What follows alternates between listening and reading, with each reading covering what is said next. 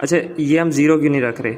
Basically जो इसकी जो यूज़र मैनुअल आता है उसमें जो इनकी रिकमेंडेड सेटिंग है वो उन्होंने मेंशन की हुई है 20 से 100 वाट।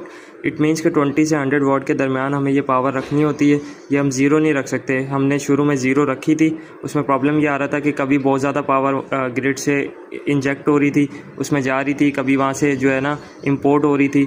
तो ये बेसिकली ये ना मेंटेन करने के लिए होता है, और इसको जो है ना हमने 20 वाट पे अभी मिनिमम पे सेट किया हुआ है, ताकि जो है ना आपका जो इन्वर्टर है ना वो अपने आप को चीज़ों को मेंटेन करता रहता है, रेगुलेट करता रहता है। तो ये 20 वाट पे अभी हमने रखी है। तो इससे क्या है कि 20 वाट पे रखेंगे तो आपका जो है ना पूरा सिस्टम सही चलेगा। अच्छा, ये जो सोलर सेल है इसको आपने अनचेक करना है, ठीक है। और जीरो एक्सपोर्ट टू सीटी क्या है? जीरो एक्सपोर्ट टू लोड में क्या है कि आपके जो इन्वर्टर के अंदर इंटरनल जो सीटीज़ लगे हुए हैं वो इस चीज़ को देख रहे होंगे कि कितनी इंपोर्ट हो रही है, कितनी एक्सपोर्ट हो रही है।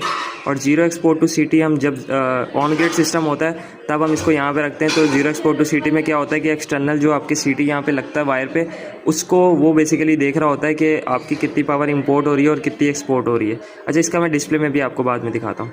ये आप देख सकते हैं मैक्स सेल पावर, ये हमने 500 रखी हुई है। तो यानी कि कितनी ग्रिड के अंदर इंजेक्ट हो पावर, तो वो 500 वाट अभी रखी हुई है। तो ये इससे कम होती नहीं है, इसलिए वरना हम इसको ज़ीरो कर देते। अच्छा, ये आपके पास एनर्जी पैटर्न आ जाता है। यहाँ पे हमारे पास दो ऑप्शन है, लोड फर्स्ट, बैटरी फर्स्ट। इसमें ये होता है कि लोड फर्स्ट का मतलब है कि जितनी पीवी पैनल्स प्रोड्यूस करेंगे सबसे पहले वो आपके लोड को चलाएंगे, और जो पावर बच जाएगी उससे आपकी बैटरी चार्ज होगी। और अगर आप पहले बैटरी चार्ज करना चाहते हैं फिर लोड को देना चाहते हैं तो फिर आप बैटरी फर्स्ट पे करेंगे, इस तरीके से। उसके बाद ये जो ग्रिड पीक शेविंग का ऑप्शन है, ये भी आपका जो है ना ऑन ग्रिड में जो है ना हमने इसको रखना होता है। और अभी हमारा ऑफ ग्रिड सिस्टम है, तो ये आप ऑन ग्रिड के लिए आप इसकी अलग से वीडियो देख सकते हैं।